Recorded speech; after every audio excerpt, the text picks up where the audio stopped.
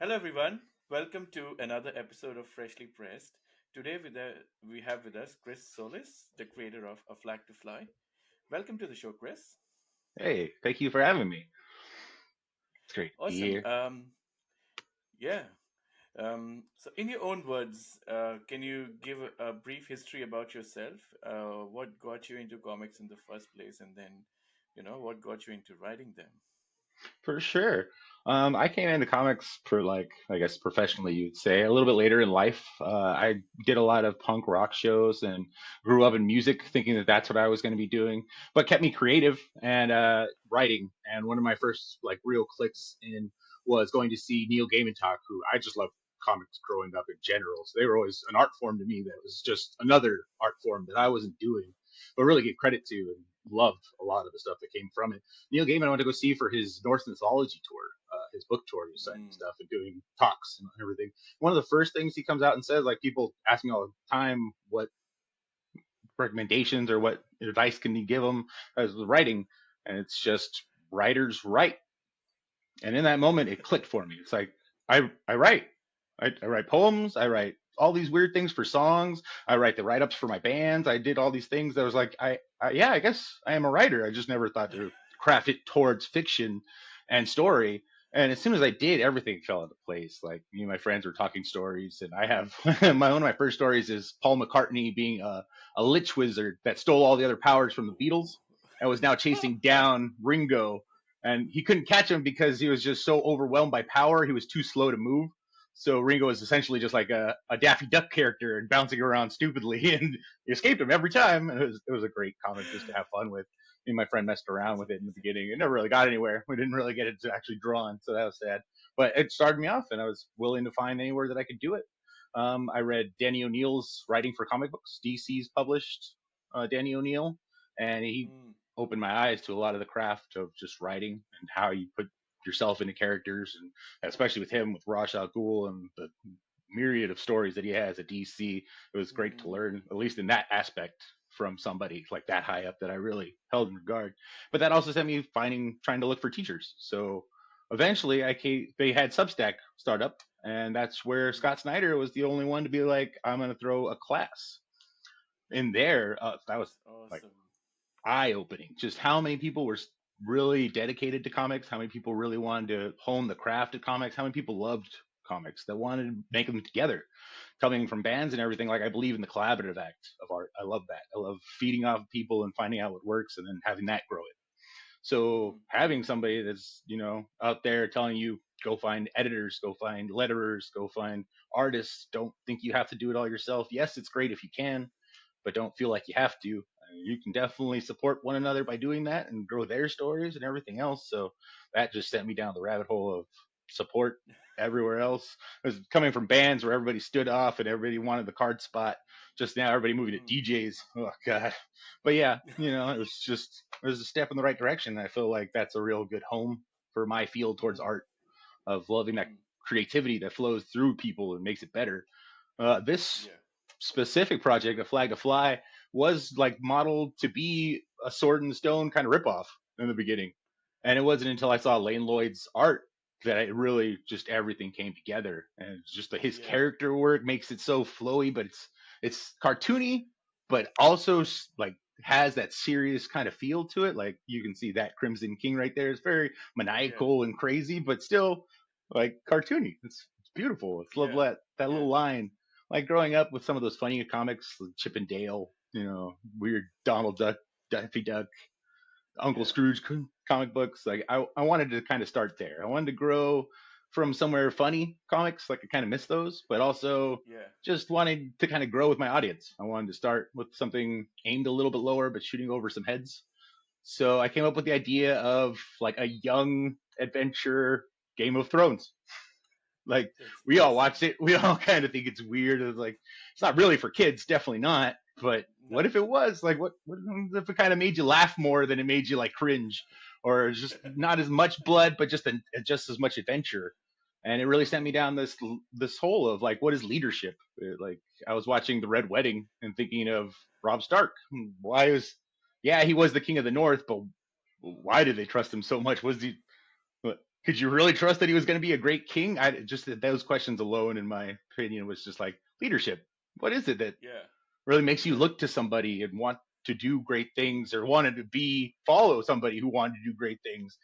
And that just sent me down this little path. And the first episode is the group trying to find a leader, and Yeah. once they find him, he's killed off. Like 2 pages of worth of him saying, "Yeah, I'll do it." He's gone. Yeah. And it just throws the whole story into array of like that was supposed to be our chosen one. That like we all know the fantasy story of the leader Yeah. that's going to bring everyone together, and he's inspiring because he is, or the mentor that's supposed to at least guide the younger character into growing up into it. And now it throws that out the Yeah. window, and it's up to them Yeah. to kind of Yeah. figure out like what's important to teach this kid to be a leader that they want pretty much just for the name. He's not by any means any characteristics a good leader when we're Yeah. introduced to Leon. And it slowly like it shows like who he really is, and we grow up with him a little bit and we see what he's going to go through. At the same time, all the characters in there go through their own growth and figuring out what it is a leader should be, either what they should find in a leader or how they could become a leader. So many people are afraid to be leaders. it's Yeah. it's important to see like what's inside yourself to follow, or when to really follow someone else. It's important to know the difference. And I like a story that kind of Absolutely. works that and rides that line of, who is the leader of this? Whose flag are we flying? And it walks that. It's really great. That's fantastic. Before I Thank you. comment anything else, the name always keeps reminding me of that pirate show. Uh, our flag means death. It's a Yes, beautiful I was show, but so happy that came out. Like as much as I wanted to promote alongside like House of Dragon, that they launched that again. It was like, oh yeah, Game of Thrones spinoff. I could definitely promote beside that, but a Flag Means Death was just so spot on, beautiful of the representation of the pirate life of like, yeah, it wasn't all grimy, cutthroat, straight men just yeah, living their high life. It was really weird. Really yeah, different people are out there. We should definitely examine these stories, and that's exactly what we try to do too. Yeah, it's a good that's call. fantastic.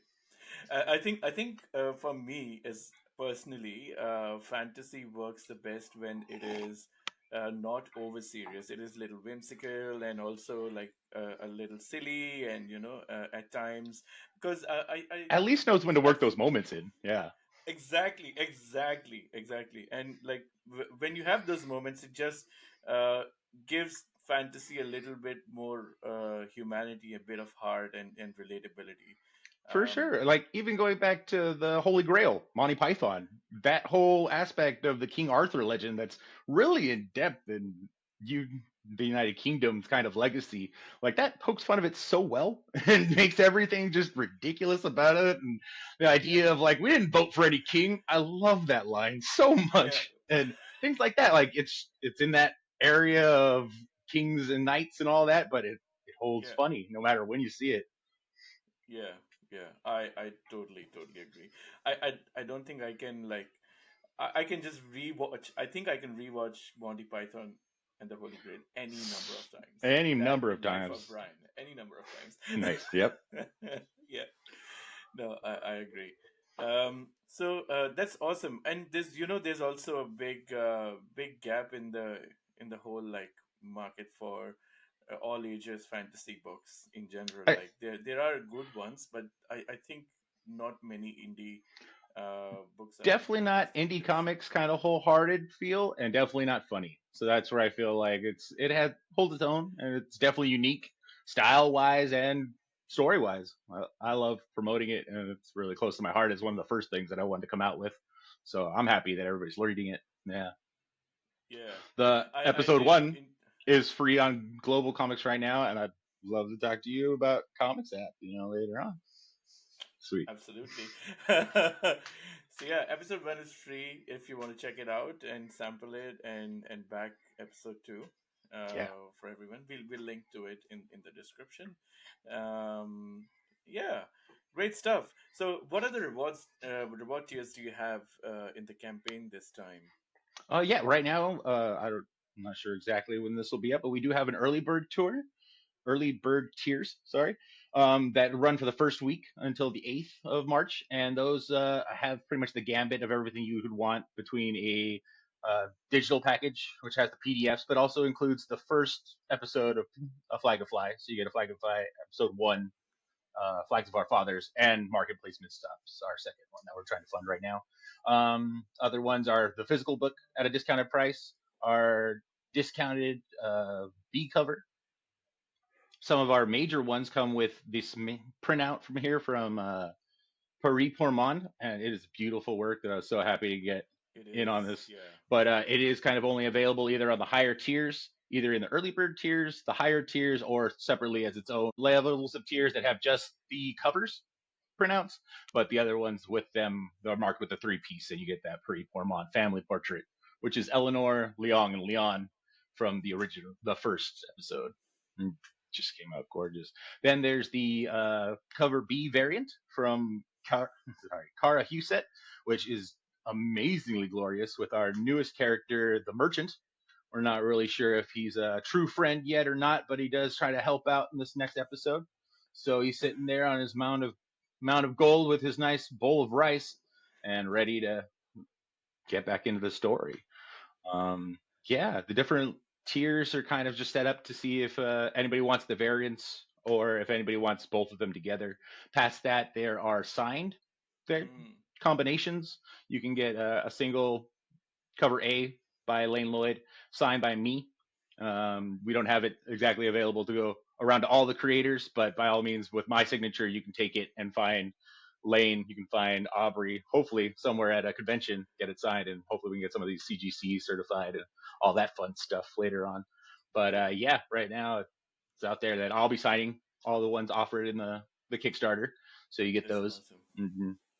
hmm Past that, we have some actual like fans of comics kind of tiers where Lane is willing to do commissions for you of anything that you choose. Nice. So you get an 8 by 10 commission by Lane Lloyd, our main internal artist and cover A artist, and he'll draw anything that you want.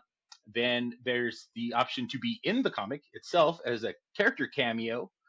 We did that for the last one, but everyone chose not to be in number two. They chose to be in number three. So three different characters will be appearing in episode Wow. three of the people who backed the first Kickstarter, and we decided Yeah. to cut it just to number four. So it's three spots that whoever wants to be in episode number four in the Crimson Army, maybe an army character, and be Mm, in that, drawn by Lane in your own special way. It's really cool. Past that, I think I have what was it? The Scribe Premium Tour, which offers a signed script just for the people that really are either the bibliophiles that love the written word, or they're the ones that just like to see the like. I loved finding Absolute Batman's The Killing Joke because it has Alan Moore's script in the back. mm, And when I was looking for just examples to learn how to script a comic, that was key to me. I skimmed over Neil Gaiman's in the back of Sandman trade paperbacks, but that one like really opened my eyes because one, Alan Moore is so in yeah. depth in his weird scripting points of view, but it was just a Yeah. Batman story that really took me by surprise, and to see it written out in script form was a whole other level of just Mm, appreciation for it. mm, So in that, mm. I've offered this tier that gives you both episode one and two in script form, signed by me. We'll That's bind amazing. those and print those out for you. So it's not just a digital thing or anything. It's an actual full on printed script. Wow. Hopefully people find it and maybe it becomes a collectible someday. Dude, that's Um, awesome. I always love Thank you. all the behind the scenes stuff, actually. Like, even, I love that stuff too.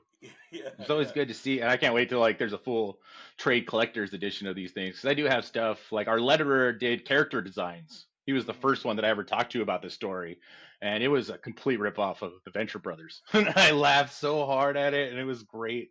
But it kept me going, and it kept me like focused on the characters and growing them, and it was mm, really helpful. So that's good stuff, and I can't wait to show people those yeah, kind of hidden behind the scenes stuff when there's interest in it. But right yeah. now, for sure, just trying to get the series out has been exciting. Really Yeah. great to see how many people are responding to it. No, for Let's sure, for oh, sure. above that, I think there's the editing tier, which is a opportunity to have two sessions with our editor, Aubrey Lynn Jepson, who's also the editor from Tales of the Cloakroom Volume 1, and Mm, also is a Shelley Bond trained editor and loves just to talk comics all the time. So, in my opinion, editors are those kind of punching bags. Everybody likes to like complain that their editor took away yeah. stuff or they made my, but really like they're there to help you make your story shine. Mm, And they pull out the best parts of it and help you focus on those while trying to help you explain the parts that aren't understood. And I think that's absolutely. really important for creators to know. And if there are any creators that are interested in doing that, this would be a perfect chance to do that because you get to back my comic, the indie comics experience of going into Kickstarter, knowing what it does. But then you also get to take your script, either a 10 to 22 page script, all the little, we have little rights off there that no AI, no NSFW, but anything like that, take it to Aubrey and she'll sit down with you two times. First Mm, time we'll just get a feel for each other and know exactly what you're working with and what you're wanting from her. And then the next time will be edit. She'll cut out things and suggest edits and do things, and then you bring her yeah. back, and that'll be the final. Like, oh, we worked on this together. And it's Yeah. really great, and I loved working with her. Just knowing that somebody else can make my work shine has lets me be completely emphatic about it. I Yeah. love knowing that like somebody else had at least enough to like push me just so I know I could explain it or I knew that I could test it. And Yeah. I love Yeah. that. It's great. Yeah, I know. I know. Sometimes, like as creators, we fall so much in love with our own work, it almost becomes So much. this thing where like uh, I can't find flaws in my work anymore because I just don't I'm so used to seeing it by at this point. Yeah. And then when there's a fresh pair of eyes, like an editor who comes in and just says, "Oh, this thing doesn't really work," and you're like, Yeah, "Hang exactly. on." Like, why did you add that? Or what is this? Oh, that was a part I cut away. I completely forgot I left this other thing in. Stuff like that happens so often. I was like, oh man, you got me. I'm so glad Yeah. you're here. Because, yeah, you're right. I, That I doesn't work at all. Yeah, Hmm. I have a habit of becoming self-indulgent while writing stories, and I like, especially Those first drafts are beautifully long and elegant to myself, and after throwing those completely out the window, the second draft it's like, all right, I got what I needed. I got all the sand into the sandbox. Now I need to start exactly, making the castles. exactly. Yeah, that's the best part about like working as a team, and Yeah, that comes as a lot of times from the artist as well. Like I remember working on my comic back in the day, and then the artist came up with some ideas, and I was like, I never thought I would actually think this way, but differently. Yeah, it like does make it a little better actually. being so focused on stuff and just thinking like, oh, I'll fight if this gets changed, or I'll no, I'll definitely say no to this. And having it come out, and you're just like, wow, that looks way better than anything I Yeah, thought was possible. Well, actually, exactly. yeah, I want to rework all of this. Forget that. Let me do this again. Like I love that kind of experience, especially because it helps it grow. It's inspiring to know that like one, you inspired them to make the art, but then that's feeding back and forth where you Yeah, can constantly change. But it's also scary thinking of like the deadline writers of like I'm gonna change this all the way up to the second that we're gonna go to publish. Like no yeah, no no, we can't do that much. But yeah, definitely just having somebody else be excited about your work is huge. And even if it is the beginning processes, like it helps grow that little yeah. idea into the masterful thing that you can have. That's great. Absolutely, absolutely. Cool. You Yeah. mentioned earlier that you used to be in a punk rock band, and I would love to know what punk rock music or bands you like. Sweet. I was actually in a Sailor Moon inspired punk rock Ah, band. Yeah, nice. that was really fun. That was like one of my last major projects that I was working on called Pretty Soldiers. That's on YouTube if anybody wants to go dig that out. But yeah, I don't know. I grew up with Operation Ivy, a lot of the Sublime punk stuff. Like I love Sublime, but they had those songs that were just completely punk rock, and I loved that.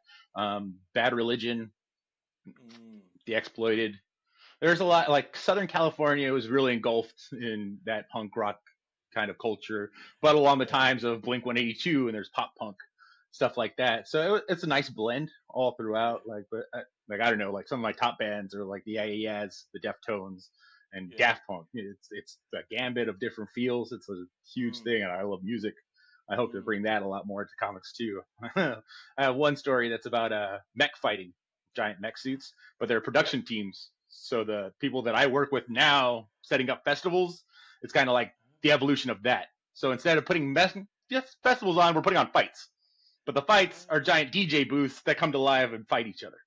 So it's like you have to have the nice. music, you have to have the expertise of what it takes to build those things, and it's going to be fun. I can't wait to bring that That one out. It's sounds going so amazing. I'm so into it. to be great. Yeah, yeah, yeah. Nice, nice, nice. Are you familiar with the Australian punk rock scene? Because No, I I know know that you're it there. is. Yeah. I've heard stories that it is really brutal and awesome, but yeah, coming from Southern Not California, GG those stories Allen's get over level. to us for sure. Yeah. It's definitely nowhere close to what GG Allen's punk rock Oh, scene was. yeah, right. Those are definitely some craziness. But yeah, I know, just sweaty people in the pit in really small places and beautiful Yeah. music being screamed at you. It warms my heart every time, and I still love going back there, being that old dude in the back. Just, fuck Yeah. yeah. Yeah. Yeah. No, we have a few good bands that have come up more like I think in the last few years. They've just kickstarted the Australian punk rock scene Whoa, all over cool. again. So yeah, it's Yeah. amazing. Yeah, it was I love those definitely fluctuations that bring stuff back when it really shouldn't have yeah, died. And it's just really nice to see more people get into it because other little kids have just been battling, trying to keep it alive, and those little house yeah, shows and everything else. It's great. I love that. yeah. Definitely check out Because the yeah, chats. Yeah, oh yeah, the they're chats, cool. probably the leading. The chats are probably the leading ones, and there's one called Dune Rats, I think. That- Um, That's good. yeah, But yeah, there's man, this band which is I think it's bizarre because it's actually mix of so many genres. Like mm, it's like mix of five or six subgenres of metal, and nice. Yeah. punk is one of them. They're called King Gizzard and the Wizard Lizard. What? Yeah, I have seen them. They were at Coachella one year when I was working that They're thing. They fantastic. are fantastic. Man, Yeah, yeah, that's really all the way out there too. They run that gambit of so much, but they're excellent musicians. That's yeah, beautiful. But yeah, yeah, I don't know. I love punk rock for that DIY feel of like it didn't matter. It was kids at their house with three chords, and you yeah, came up with a yeah. song, and that's how we got some of the greatest songs that we know, and we still jump around to them. It's great, you know. Exactly, exactly. Yeah. Yeah, I think some of them even try to keep their videos like to that like low. Yeah, they Those should have like 90s low handy budget. cam ones. I loved all those 90s skate videos that they put just music to. That would be Yeah, the music video. I fucking love that shit. I still live for those. exactly. It's Especially great. with the dirty reels and everything. Like Yep, they have the everything. yeah. You need to get the Uh, stains in there. you know, just the bubble. Get it. Yeah. Nice, nice. So how did you come up with the idea of this book? Because your musical origins seem very different to what the subject matter of the book is.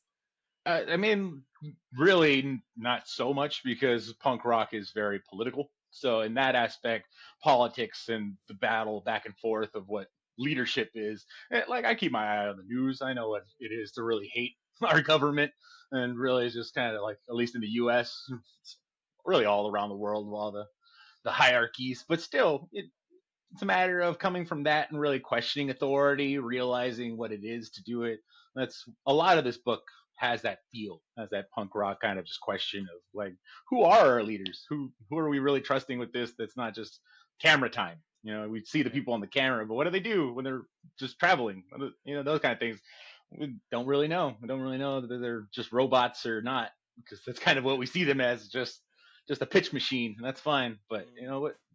People, we're all people. What drives these people? What makes you want to be a leader? You know, yeah, our yeah, our main character that we're watching in the beginning is Leon, and he wants that responsibility. He wants to be everything that people look up to, And in that, sometimes people, those are the worst people to give power to because they abuse it fast. They want people to like them. Things, don't work out just because you want to do it. Yeah. That's another thing that we get to see. But growing up and just knowing stories are presented to us all the time that we just kind of take it for face value. And the Sword and the Stone, the chosen kid, was taken by Merlin, taught how to be a king, and he was a great king. Mm, mm, How realistic does that sound if we heard it today? yeah, It's yeah, yeah. quite Very true. impossible. Yeah. So just to ride that line and to see what it'll take if this kid can really be a leader with, people really believing in him, maybe for their own selfish reasons, but really believing in him, like what will happen? Mm, Stuff like that. But in that, like I wanted it to make fun of that kind of kid aspect of it. So the mm, Sword in the Stone, nice inspiration. But I watched it while I was watching Game of Thrones, which is like, what happens if this was done as a cartoon? Like, yeah. like I would laugh and I would watch it, but what could it be done, or what would be different if we did it in a cartoon vibe? And how would you feel if you were watching Sword in the Stone, but instead, Merlin stabs the kid in the back and takes the sword for himself, or something like that? Yeah. What would happen then? This story changes drastically if somebody actually wants power and is willing to do things for it, and compared to the people that are generally just trying to help out communities. Like they want Mm, civilization to grow. They want things to be better for people. Like what happens when those things kind of interact with each other and have to figure things out? And mm, that's the punk rock scene, a hard rock meeting the face of a resistor. So it goes hand in hand for me. That's because yeah, yeah, that's yeah. where I came from. But I Yeah. came into comics knowing that like I couldn't have just the one idea, and Mm, like I have so many other ones that have now grown and like really polished off. And being in Scott Snyder's, we put together the anthologies. Aubrey Len Jepson was an editor of the first one, but having two different stories in two of those different anthologies grew me as a writer, just knowing that I could write both. I wrote a horror, family, supernatural story and a yeah. spy thriller. And just knowing that Gambit and I Ah, have those characters now, just to like, yeah, I would love to write comics, just every kind of comic. Comics are mm, the medium, it's not a genre. We can write anything in comics, and yeah, we can blend every genre in comics, and that's super effective to me. And I yeah, love that. And medium itself is glorious. So yeah. that's me Absolutely. diving all the way into it, and this just kind of came out as the most simply, I want to say it's a simple premise, but it's still kind of like a hidden kind of premise because like I like that idea. It's like it's a kid's story, but Mm, just shoots right over their head. Because that's how yeah, I always loved growing. I love the stories that challenge me. I love the stories that like, what is this talking about? And then finding another story that kind of explains it a little bit, and finding another story that's like, oh, I kind of get the rhythms now. I know what they're talking yeah. about, and I love that. It's just kind of like it shoots over my head enough to like Stargate. Stargate was one of those movies that got me like, what are you talking about? Like, how would aliens and Egypt? Oh, alien and Egyptians, and now like, Yeah, there's yeah, history and aliens, and that's a whole thing on sci-fi. But yeah, yeah, yeah, it yeah, got me down that rabbit hole and finding out those things and what it could really be, and all that science fiction elements yeah. and beautifulness just shot right over my head as a kid. But I loved it because it did that. So That's that's what I'm trying fantastic. to do Yeah. here. I like it. Yeah, yeah. And your stories, like the stories that you read as a kid, oftentimes, like as a kid, they entertain you, and you're like, "This is amazing." I may not understand most of what it means, but it's still so Yeah, much fun because I love the characters, I love the dialogue, and all those kind of things, right? it helps you But absorb those kind of things. I mean, even exactly, television, I know is the big mind wiper, but sitcoms. I've just been watching the history of sitcoms, and that aspect of like able to explain parts of reality that you never experienced to people so simply and have them kind of grow closer to those people. yeah, It's yeah, it's priceless. It's beautiful. It's great. You should have absolutely, those experiences, and you should read them to just kind of know what it is in those other people's shoes. I love it, absolutely. knowing what goes on with people, knowing that it's not just me in my head going crazy.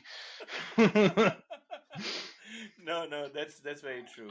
And you also like a lot of times end up revisiting some of these stories as a grown Oh up, yeah. or maybe at a later stage in your life. and that's when you actually discover, oh, this is all what it meant, you know. A lot of times, This is, yeah. yeah, a lot of Those are times. some of the greatest things of like just being able to watch stuff multiple times and still walk away with new Mm, things to learn or new things that you didn't notice. And especially when you go back to like child point of view and you're like, oh, I had no idea. And now you go back, you're like, whoa, that's sweet. That's kind of how I grew up to be. yeah, Those yeah, are the yeah, really clean. It's like, ah, yeah, it's good. yeah. I think I loved a lot of television movies and cartoons in the 80s and 90s, but I'm really scared to revisit a lot of them because now I don't like, I'm not sure if they'll hold up or not. At least the ones I've revisited have been pretty good so far, like, you know, Batman the animated Yeah, series and yeah. Smart It's Cats and still stuff. taking it with a grain of salt and things. And like I'll rewatch Buffy the Vampire Slayer, the movie. Mm, And that thing is just, oh my god. Other than Pee Wee Herman being in it, it's pretty like just kind of sexist, kind of pokes fun at a lot of stuff. But in still, like I just kind of gave it the pass, and I kept myself laughing. And I was like, okay, it's good. But yeah, there's a lot of stuff back then. But like still, like Blazing Saddles, you know, that mm, still rides that line perfectly and still questions everything just right. That's funny as hell and really yeah, yeah, awesome. So yeah, man, happy to find yeah. those things again. Yeah. Yeah, I think it was what show? David Hasselhoff's show, The Knight Rider, I think. Oh yeah. Oh, Yep. a Good old while back. Kit. Yeah, I know. I was like, this doesn't hold up really well right now. But yeah, I may just enjoy it for what it was, you know, like a good memory that just fades away and sometime Yep. and not Definitely. really, yeah, think too hard on those aspects of it. We had to grow from something, you know, and they, I God know. bless them for making so much that we got to absorb the good things that were there and make our own a little bit later.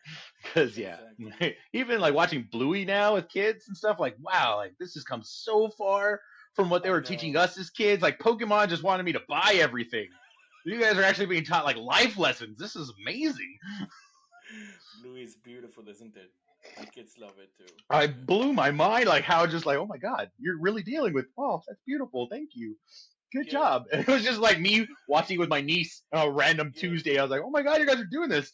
Oh, okay. Good. Good. Yeah.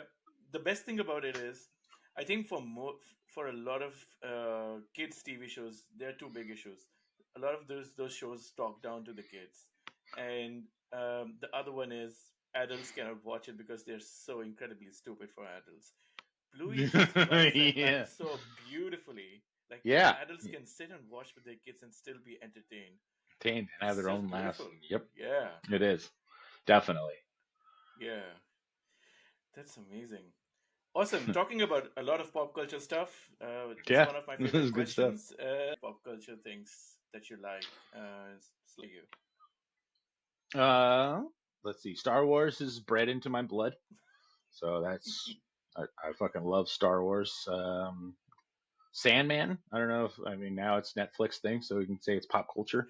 I'm really glad that that's stopping out, Yeah, being like it's bringing mythology to be examined. You know, I know I grew up in a time where Hercules and Xena were our big mythology draws, and yeah, now having the huge spectrum that are these like Percy gods and yeah. everything else, it's really cool to see everything that like people are able to imagine, just everything that's presented. Past that, hmm, the Peanuts. I go to Knott's Berry Farm is a theme park that we go to over here, and it's very peanut oriented. And I love Snoopy and all the Nice, rest of that. So I have a bunch of nice. those things. Yeah, That's actually, amazing. let's see. Yeah, Snoopy doing Oh Snoopy and wow. Bart Simpson. Snoopy doing tape decks and Bart Simpson doing Nirvana's That's amazing. Nevermind, baby. It's good stuff. That's so good. Is Simpsons number Love four? comics and all that fun stuff from my childhood. It's good to have those memories just kind of Mm, on me. yeah, yeah. I also have a Legend of Zelda Hyrule crest that just keeps me remembering the days of chasing princesses and deciding what snack I wanted. Those are good days. Yeah, yeah, for sure, for sure. That's awesome. So those are what, Yeah. four, maybe? How many did we do? Yeah, maybe one more.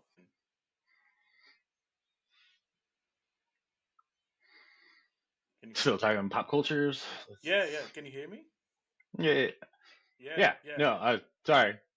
I just realized I thought we were doing three, and that's where I'm like, Oh, yeah, The